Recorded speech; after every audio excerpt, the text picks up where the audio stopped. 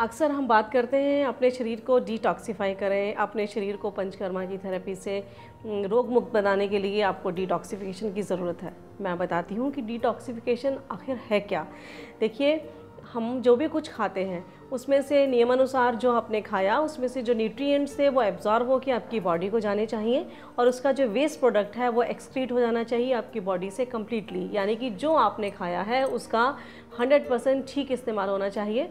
लेकिन क्या होता है कि जो हम खाते हैं उसमें से या तो जो न्यूट्रिएंट्स हैं वो एब्जॉर्ब हो तो जाते हैं, लेकिन जो एक्सक्रीट होना चाहिए वो प्रॉपर एक्सक्रीट नहीं होता।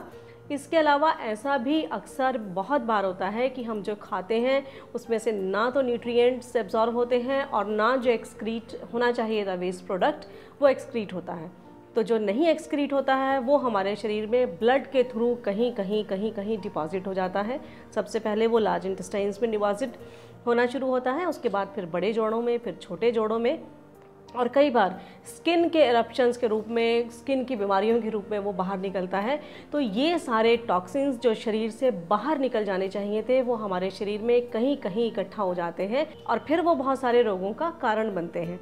तो इस वजह से वो हमारे शरीर में इधर उधर जमा हुए जो पुराने टॉक्सिन्स हैं या ऐसे पदार्थ हैं जिनको शरीर से बाहर निकल जाना चाहिए था मेटाबॉलिज्म के बाद, वो नहीं निकले हैं, उनको ही शरीर से बाहर निकालना डिटॉक्सिफिकेशन कहलाता है।